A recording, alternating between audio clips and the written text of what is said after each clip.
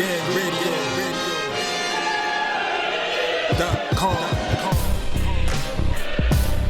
Take over. Last mission. Final boss mode. So, Pete, tell us our second and final poll topic of the night. So, let's transition. So, we're going to go from wah, crying to quack, quack, quack, quack, duck, duck. So, going from crying to ducking. So, yes, sir. we did a poll a while ago. You know, nice little poll. Of course. We always got nice little polls, but that's, don't want to Barry Horowitz myself, don't want to pat ourselves on the back. Anyways, this poll was, of these fighters, which of them was the most avoided at one point in their careers, if not at the prime of? So we got plenty of options to choose from, but we got these 4 choices. Which these was the most avoided? First choice was Mr. Winky Wright, Hall of Fame Winky Wright. Yes, second choice was the Punisher, Paul Williams, the boogeyman of 147 at one point. Yes, sir. Then we have, middleweight boogeyman, Max, this box. Triple G himself. And then we have Guillermo Rigondeaux. So we had four choices. All of them you could make a case for of people that avoided them, not getting the fights that they should have gotten. But there was 205 votes. So a lot of action in this one. And of the 205 votes, the majority says Guillermo Rigondeaux at 51% was the most avoided. 51% of the votes. Second closest was Triple G with 32%, and then Winky and Punisher got 8% and 9% respectively. So for all intents and purposes, it was a 2-man race, and you could make a great case for both Golovkin and Rigondeaux. Both of them was definitely Doug. Yeah, I personally went with the guy that, was blackballed. When you blackball, you basically, it don't get any worse duck than that. You getting blackballed. Yeah, it wasn't just blackballed. It was disgusting. Like, Top Rank was like, because he didn't beat Donaire in a more exciting fashion. Well, he dominated the dude, and Top Rank put him on the shelf. I was like, make it make sense. And Rigo was because he was part of those HBO Latino cards, if I'm not mistaken. I used to watch some of those cards too, because that's when Rigo would actually do some shit on there. Dude was exciting as hell. Rigo was nice on the scene. But just when he got to the bright lights on HBO, it's just decision you to death. Yeah, unless you Tion Kennedy. that was the Tion Kennedy fight. I mean, in fact, he knocked him down. Yeah, he knocked him down like 6 times. 13 times. Yeah, that shit was crazy though. I'll never forget Max said if there was a way that was possible that Tion Kennedy could lose twice, this was the fight. He's like he got dominated so bad. It's like this should count for 2 losses. Like, I've never heard anyone say that shit, but honestly, that was one of the most brutal dominations for like a early fight. Like, good God. The funny thing too, it was probably the most exciting fight on that damn card, because it was on the undercard for Bradley Pacquiao 1. Yeah. So yeah, I mean that card, it needed it, because Brando Bailey and Mike Jones was struggling to the knockout. That was a like, you actually remembered that fight? Like, that shit ceased to exist. Well, the knockout was legendary, bro. Between that and Randall Bailey crying afterwards, nigga, I had to remember that shit. Oh man. Rigo, Rigo didn't deserve it like at all. Like, it was some bullshit. And then, once they couldn't hire him on HBO Latino, then he went to Japan. And Japan, he actually had more exciting fights in Japan too. You know, like there was one fight I think he nearly got knocked out in. You know, but because he was fighting that tall Japanese fighter. I think he fucked up his orbital. Yeah. Rigo was forced to deliver the power because I always said Rigo has pound for pound. He has power. Like his power is up there. Like Brock can punch. You know, and he broke all types of shit in that dude's face after he nearly got knocked out. You know, so HBO says it's like, oh, okay, we'll invite you back, you know, to HBO pay-per-view. And then he, you know, unfortunately, Rigo did not decide to be excited. It was because I believe it was on the Cotto Canelo card, I think. Was it Cotto Canelo card? Yeah, I don't know. Rigo's had plenty of boring nights. Yeah, it was Cotto Canelo. Yeah, and you know he kind of stuck out. So that was his last appearance on American TV for some time, and then after that it was just, you know, yeah, Rigo. Like he tried to get fights, but no one would fight because he was blackballed. And what was? But this is the thing. At least he got his fucking marquee fight in his prime on time. He got the Daenerys fight delivered. He did. We never. James Kirkland wish he was ducked that much. Facts. You know. Matter of fact, he was on the same card. They were.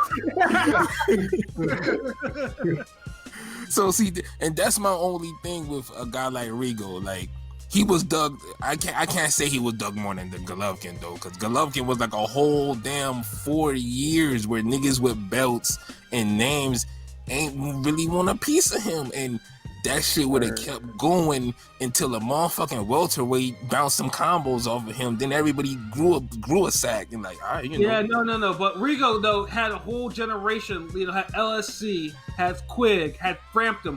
All of it was. Yeah, Rigo was frozen out, which is worse. Yeah, but he got his fucking Daenerys fight. Like, this is the thing. He got that shit on time. Golovkin got his big fight 4 or 5 years later. See, it's kind of hard because once so it's hard. Like I can't. It's hard to say one over the other to me because you looking at Canelo, you looking at Cotto, Martinez, Sturm, all duck this nigga. I mean, and also, I mean, and Canelo too. Yeah, it was. Yeah, it's hard because, like I say, yeah, I get, and you know, you can make a case for that. Like both of them, I can't be mad at either of them. I just picked. Plus, like when Rigo was in a like his division was hotter when he was being frozen out than Golovkin. Like 160, that was a weird time for. That's what make it worse, cause these niggas, like Golovkin was becoming the A side, cleaning up everybody, and it's like niggas were like, nah, fuck it. Like, I don't want. Everyone except David Lemieux was the only one that's like, you know what? I got this belt. Let me fight Golovkin. Like he was literally the only top. He was the top. And he's the one that everybody was like, well, you know what? You know, you need to, season up a little more. You know. Yeah, exactly. Get you a title defense or two. You know. Yeah, you know what I'm saying. Yeah, I definitely said I was like, Lemieux should really milk his belt for a little bit. You know, but. Ironically, the one fighter I said that needed to stay away from Golovkin was the one that had jumped in head first. And that's one of his better performances. So it's like, like shit. Like to me, there's no wrong answer with Rigo and Golovkin. Like they was both ducked, and they did have low key a generation of niggas ducking them. Whenever you got, I just feel like if you transport the crop of middleweights right now back then, I think Golovkin might have had I think his situation wouldn't have been the same. But then again, you don't know that. But I'm just saying, I don't feel it would have been different if middleweight was really hot like it. I mean, it's not hot now, but it's better than it was back then. Yeah, it would have been better if we would have got these fucking fights though. That's the problem. That's real. And same thing. That's the problem because it's the thing. Like when Martinez was fighting Pavlik, and then he was making his title defenses, and he was getting his little fights. Middleweight wasn't crazy, but it was decent. Right. Shit was buzzing, but we was getting the type of fights that we wanted to see at the time. that niggas weren't always getting the right decisions, you know, Martin Murray, but Yeah. but at least we was getting the fights. But you know, you see how this shit go. Motherfuckers each got their belt and said, you know what, I'm good. Yeah. Well, with Regan though, it's still bad because, but the thing is, I felt like he had less fights. Yeah, he had the 2 gold medals, but he ain't had to take 30 motherfucking fights before he got Daenerys. Exactly, because I mean, this is when the Cuban boxing reputation was still like intact, like Yeah, the school was still open. Yeah, we put you had students and professors. And of course, this is and that's the reason why I say, like, now that you see, like, I took a little glee in seeing LSC get iced, or you see Quigg eventually, losing his prime in a horrific brawl with Valdez and getting knocked out by a cat with 3 knockouts because he was so shot to pieces. Like, that's karma right there. I was considering, like, and Frampton is not going to escape this shit too. Frampton's going to get his. Yeah, Frampton already took a loss. But all things considered, Frampton's kind of walked away unscathed for the most part. He hasn't really got punished like that. Yeah, no. What? No. Y'all gotta put respect on Frampton's name. I'm punished. You didn't see Josh Warrington? Damn. Yeah, no. I'm talking about someone who he gets punished by someone he shouldn't really get punished by. Like, or get. Yeah. Hold on, y'all picky now? Like, what the fuck? Like, hell yeah, nigga! I never believed in boxing. Don't work like that. Like, justice in boxing is just handed out randomly sometimes. I mean, I put respect on Warrington's name because he said that, but Frampton, I believe, didn't get this comeuppance yet for what he did at 122. The fuck. But this is my thing, like, at least Frampton diva at 122. Yeah, nah. He was. He ain't get the diva karma that diva should get. But you know why? Because he still made good fights afterwards. A lot of dudes stayed in their diva ways. Look at Leo Santa Cruz. At least you could say Frampton went on to fight Daenerys. Fought Scott Quigg. Fought LSC. Kiko Martinez and all them guys, like when Kiko was a name, was still, you know what I mean? Like, come on, like I get it, like he does, but yeah, he even fought Josh Warrington. Warrington whooped his ass, like, yeah, y'all still want karma for this?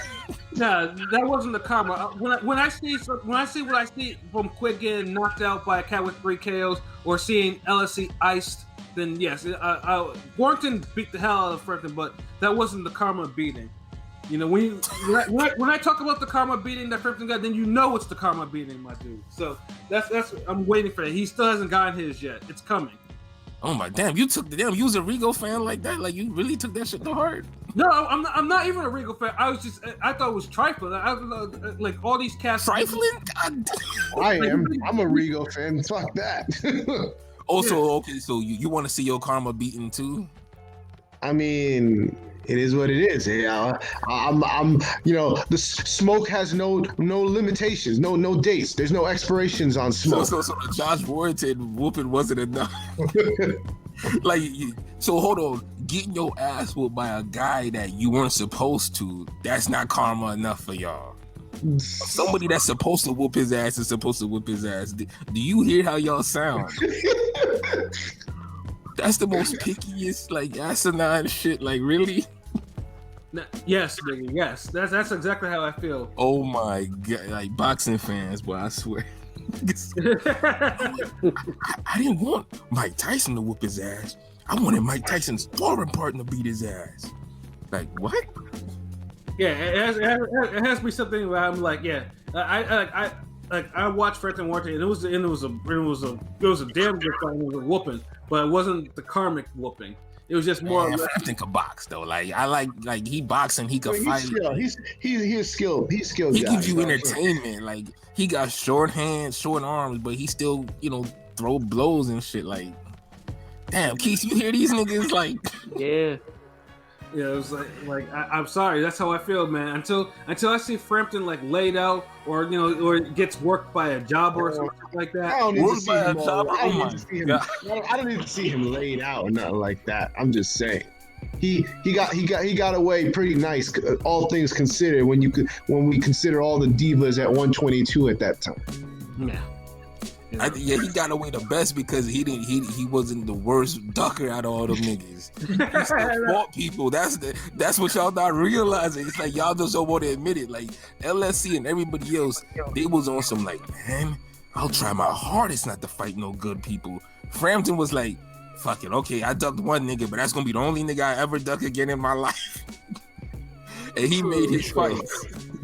Like, I mean, I'm not saying like I'm not trying to excuse it, absolve him of that shit. I'm just being real, at least trying to be objective with it.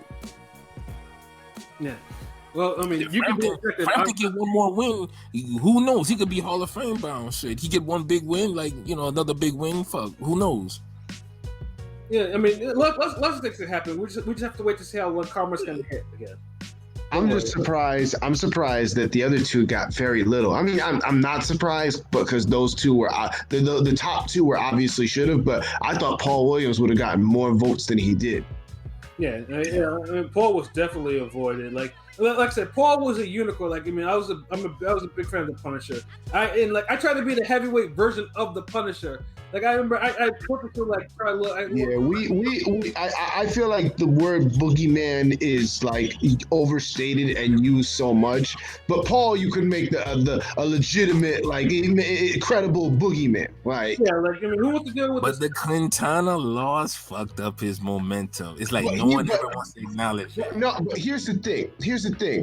I understand that, but he was being avoided before the Katana.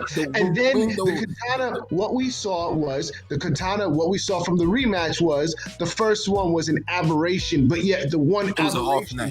Yeah, it was an off night, but that one off night was used to justify any further avoidance afterwards, even though it was an outlier.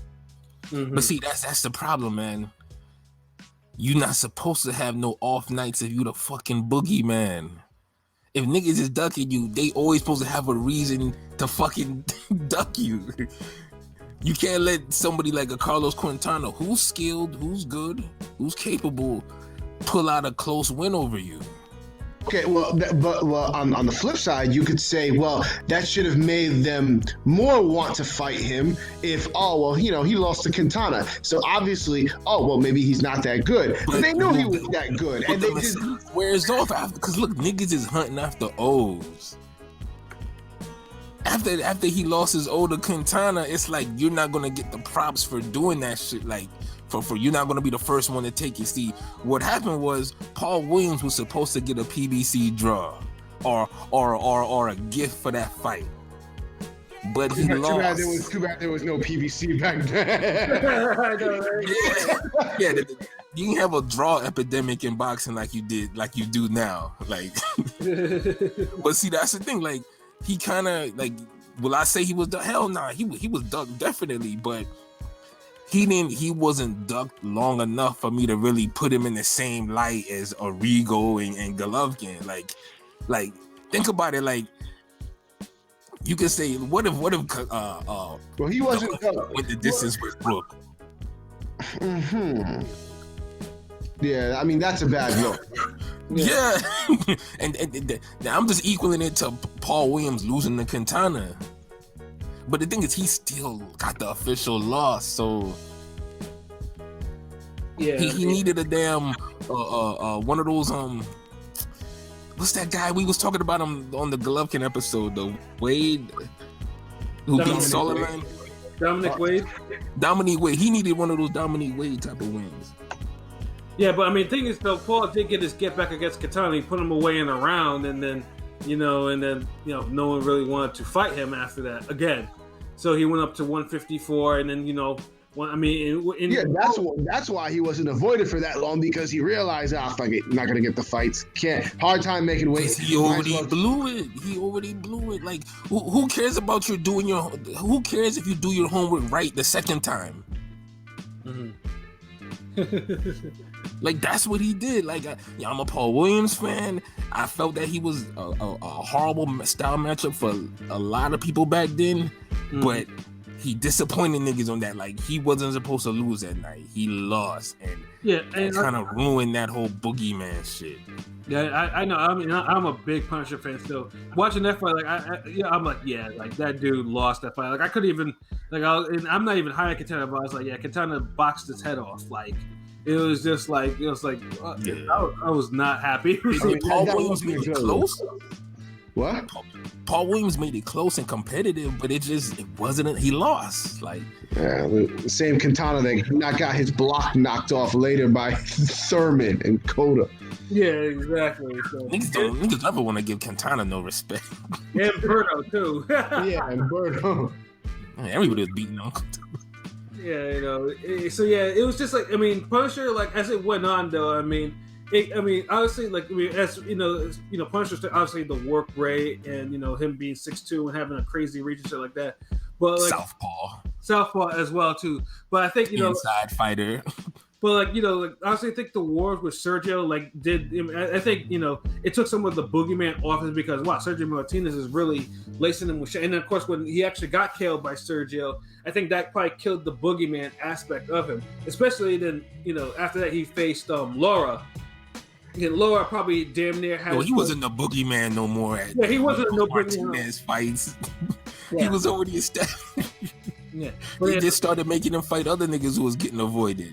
Yeah, which was Winky and Martinez. Well, I was gonna say, what about Winky? Because a lot of niggas thought that Winky people ran from Winky like the plague. I mean, there was that one point where nobody wanted to fight Winky, but he also kind of had some own self-inflicted fucking. Winky was. But he stuck around and got his fights though, like.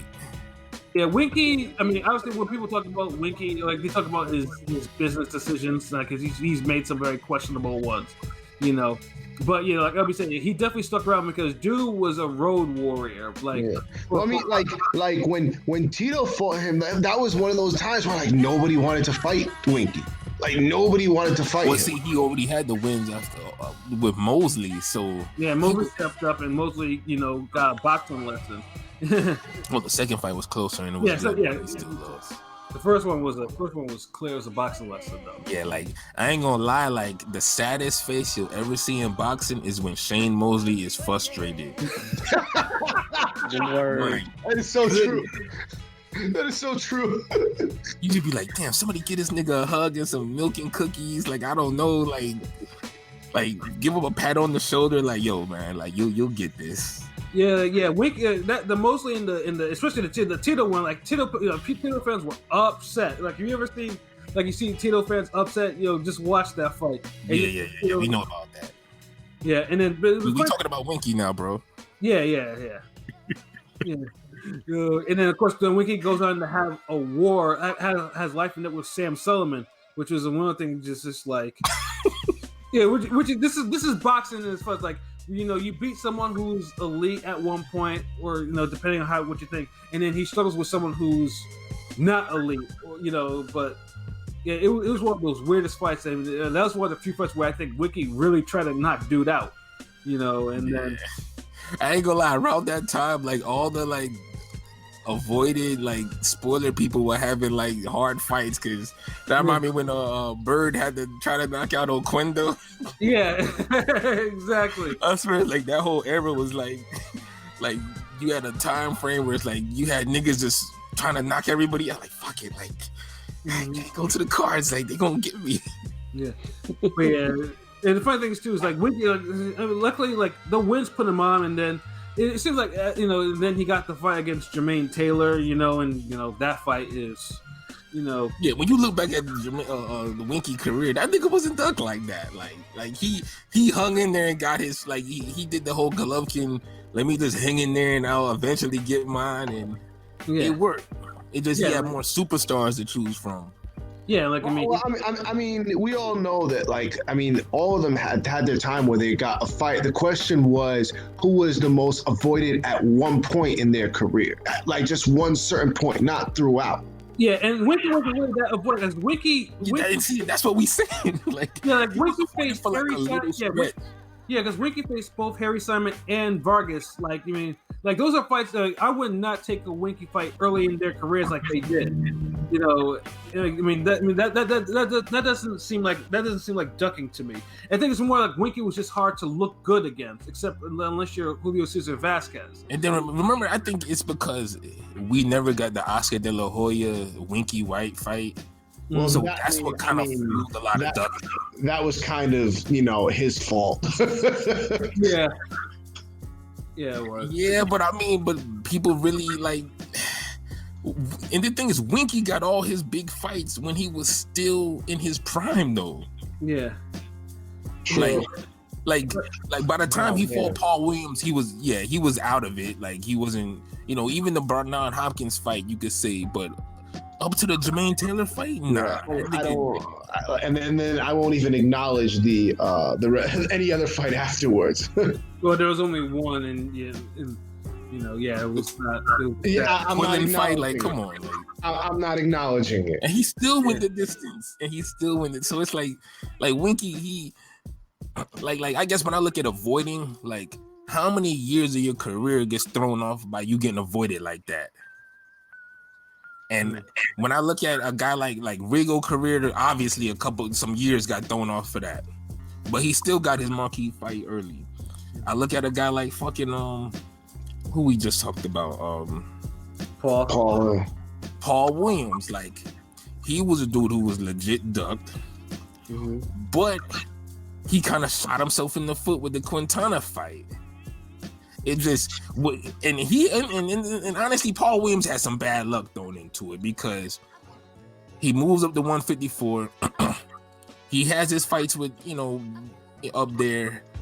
He's on the verge of the Kelly Pavlik fight, which would have been big. He was going to be the favorite.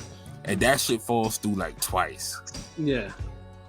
Oh, so, yeah, that's true. I forgot about that shit. So he, Paul Williams was on the cusp, like I feel like he was getting his second chance at the higher weights. Like welterweight, he blew it, unfortunately. Like, I'm just being real, like, but I feel like he kept grinding and the opportunities were coming and just some bad luck. And then I don't even want to get into the whole accident shit in Canelo, but yeah. I'll say Paul Williams, I felt that the Ashita fight was when he finally seemed to get back to Paul Williams. Oh, yeah, that's true. Because he looked bad in the Laura fight, and he got the gift in that. I don't know why any of his handlers thought that was a good idea to fight Laura coming right off of a knockout loss. Like...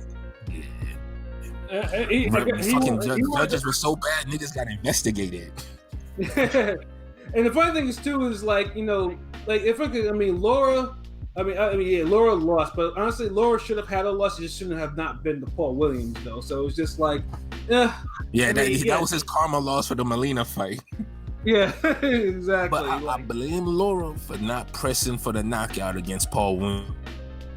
Because he was there on him though. Like, Laura was. It wasn't like Laura wasn't. Look, nigga. I'm sorry, I don't mean to say it like that, but no, what I'm saying is like you could. No, you don't bark at 6'4" niggas like that, But when they got quick hands and they Turbo Fist fans, I don't know, get a little greasy. But all I'm saying is like. He was in a position where, he was landing on Paul Williams and he was pressing him, and he was like Paul Williams was feeling those punches. But the thing is, Lara got too comfortable with just boxing dude. And it's like, if he would put more punches together, the shit that we kind of complain about Danny Garcia. But the thing is, Danny Garcia, if he knows his punches are hurting you invisibly and he sees it, he's going to try to knock you out. Word. Lara was just on some like, like he feels the punches, but it don't feel like I'm fighting, a jobber or something. He's still there. Let me dig into him some more. Damn, now he's throwing him back. Because there was times when Paul Williams would actually throw volleys of punches back at this dude. So I'm like, oh my God, come on, Laura. Like, cover up, walk him down, and knock him the fuck out. Like, take us out of this misery. So he could have pressed for like bro, like that's just my opinion. Like I don't think he pressed for that KO. Like it was there for him. Like you don't be hurting a guy that throughout the fight. You landing everything, and you don't try to knock him. He didn't even knock Williams down. Yeah, and Paul though Paul's chin though was up there, except for the Martinez fight. Like he took some. Laura was hitting him with some heat at times. But, he was, but it wasn't nothing steady. Like I don't know. Like my whole thing is like, if you a true boxer, you gotta assess every situation differently, and adjust your game plan to it. Yeah, you could be a gold medalist, whatever, Olympic pedigree, this, that, but sometimes you get in there with somebody and it ain't about boxing anymore. They feeling all your punches, they effective, and you could push it and you could press them. You knock them out, you fighting the man. The fuck you boxing and then you let him come back into the fight, then you box him more, beat him up, let him come back, box him. Like, get the fuck out of here, man. That's beat this tall nigga ass, yo. That's Cuban boxing for you. And yeah, he got a fucking Cuban decision for you too. It got niggas investigated because they was in on this shit. Yeah, they was like, I can't believe this shit. Like I know. Also, I was watching with my woman. And she was like, I don't think he won the fight. Like, what? Nigga rushed back from the kitchen, had the Henny on deck. Was like, what the fuck? Yeah. So that shit. Yeah, but yeah, all these fighters, man, like they had their pairs with it, but yeah, like I said, some of them got their fights, some of them got it late, some of them got in the private and just didn't get any other opportunities, and some had to be aged out, before so it's like I said, there's no real wrong answer, but it's just more or less of which he feels like the bigger injustice in terms of their careers, If whether we they were definitely Rigo and Golovkin. Oh yeah, no, for sure. To me, I think it's just Rigo because Rigo was just, it was just disgusting at times. Because Rigo was getting it from his promoter and fighters. Like Golovkin was not getting it from his promoters. That's for damn sure. It was. Hopefully, niggas believed in him. Yeah, exactly. They was fans of the knockout, so of course they wanted everybody to fight they dude. So it's like how everybody want Edgar Berlanga to fight everybody. But when you got a guy who's just boxing everybody and they doing it the most boring possible way, sometimes you're like, yeah, like hey, Bob, you gonna call what's his name people to make that fight with Abner Mares? Yeah, I'll get to it later. Next week. Hey, you gonna call to make that? You gonna see what's good with Frampton promoter? Yeah. I'll handle that next week. Yeah, that's what they was doing. Yeah, they were, man. Oh man, it's not right, but it made for a good poll topic. It did, and like I said, and I don't think that's not still open. I don't think so. So who knows? Yeah, no, it's definitely not open. Yeah, so somebody will probably recycle that shit again, and not even use our choices, but just put them in different order or some shit like that. But as far as avoiding, like, if you got unification battles on tap where no one wants to fight you, you got top 10 contenders don't want it with you, and this is happening throughout. It has to happen for at least 2 years. Then yeah, you a duck ass nigga. You avoided as fuck. Facts. You just can't go through 6 months and you turning down fights that you could win, but you're not getting paid enough sometimes, and just that and nah.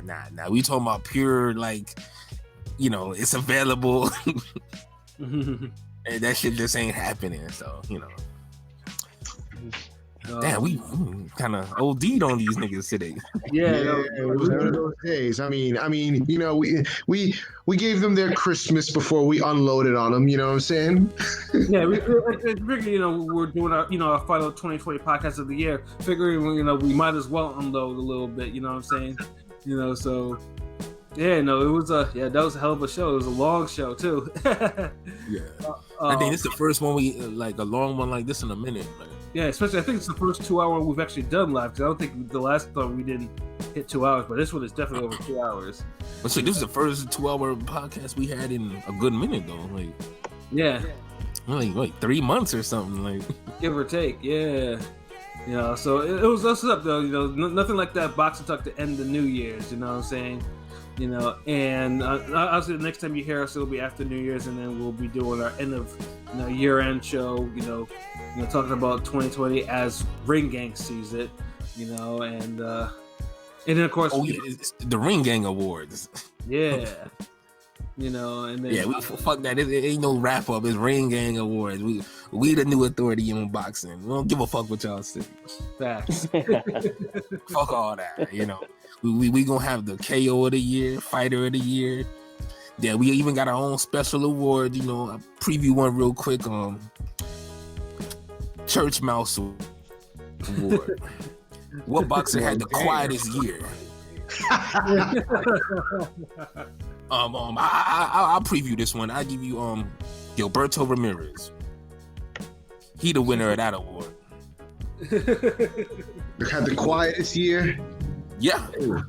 What other top level boxer has had a quieter year than Gilberto Ramirez? Quiet in what way? They haven't done shit. They haven't done like quiet where no fights, like nothing. Like unfortunately, Thurman. I mean, and then better beef too, and he actually rules his division. Yeah. You know what? Gilberto is still worse because, like at least Thurman's name gets mentioned. At least you'll see an interview. At least, like honestly, I haven't heard Roberto's. I mean, I'm sorry, I'm fucking up his name. He's so like Gilberto Zurdo. Just call him Zurdo. Zurdo, yeah. Like bro, like Zurdo win this award because if he's not fighting, no one is talking about him. No. And at least better beef. When Canelo won, we're like, okay, you know, I could see a better beef fight. When Spence and Swift and Porter, everybody, Bud, all these names thrown around, like you could see a Thurman fight. Thurman name gets mentioned. Mm-hmm. Zurdo, like, come on, bro, like his name don't get mentioned there. Oh, like. Yeah. He definitely win this award. Like normally this would be the Turbo Fist Award, but that nigga fought this year. It gets a quality up too, so you know he can't win it. But we gonna call this the Zurdo Award from now on. Facts. Until he get back in there, like.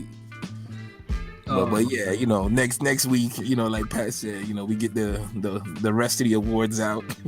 Yeah, no, but yeah, before we head out of here, get our final thoughts. Keith, man, you have any final thoughts for us, bro? Hey, man, I'm just happy to be here.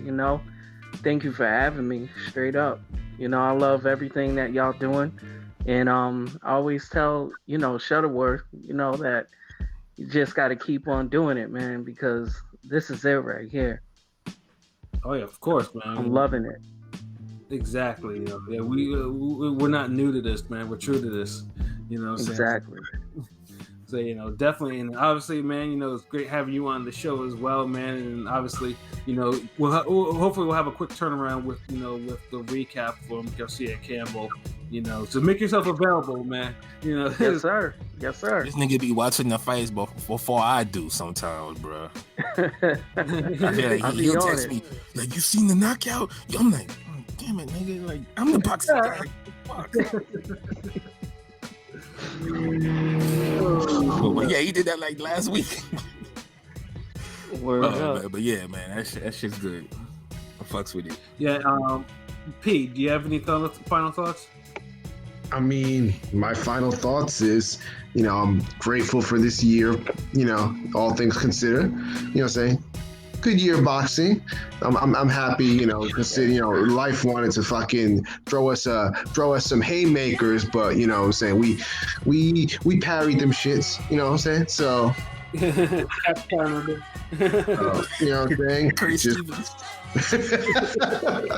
So I mean, I'm looking forward to the new year. What I'm saying? We got some dope stuff coming. Ring Gang always got dope things coming, but 2021 is definitely gonna be big things popping. No little shit. What I'm saying? We gonna be the big fish. They're gonna be the A side of of this boxing game. Yes, sir. So, you already know. You already know where to follow us. ringgangradio.com. Instagram, Twitter, Facebook, YouTube. You know what I'm saying? We got the cartoon next episode coming real soon, episode 3. Yes, sir. You're gonna love that one. Absolutely. So LB, man, your final thoughts? Yeah, we ain't even the big fish in the small pond. We them big ass crocodiles they got in that Australian exhibit where people be in the little tank and they get this, be with the little 20-foot saltwater crocodiles. That's what Ring Gang is right now. We just the rest of boxing is just in our world. You know what I mean? That's how we doing that shit. So we taking it to another level next year. Just be there with us. That's all we ask for. We got more shit, bars and boxing gonna come back. We gonna make the return. Pat, more predictions. King P spinoff is gonna come out. He's gonna executive produce that, make sure my nigga on. So shout outs to PJ, Rome, DZ, Prolific, Clanarchy, Sample Genius. Project coming soon. Tunnel Gang. I got something with Keith we trying to work on and straighten out. Little EP, little something, and other than that, just the takeover, nigga. The non-Teofimo Lopez takeover. But shout out to Lopez. Yeah, word up. Yeah, no, I got nothing more to add on, like the other brothers have already mentioned before. But yeah, watch out for the prediction video. Just trying to, put the finishing touches on writing it up and whatnot. Recording it. Hopefully, probably sometime tomorrow or whatnot. And how I do. And then obviously, an article will probably be try to get to a new Forgotten Fate article. And then, obviously, go with, look up some, obviously, get into some more things for 2021 because, Ring, we don't ever stagnate. We keep it moving. We innovate. That's all we know how to do, man. We always do new shit. So, yeah, definitely stay tuned for that. So for myself, Pat Scopia, the New England representative, for LB Shuttle with the God, the GOAT artist, for King P, Bodega P, and for Keith Soprano. This has been another wonderful episode of Real Talk, where as always, if shit's real, we talk about it. So until next time, peace.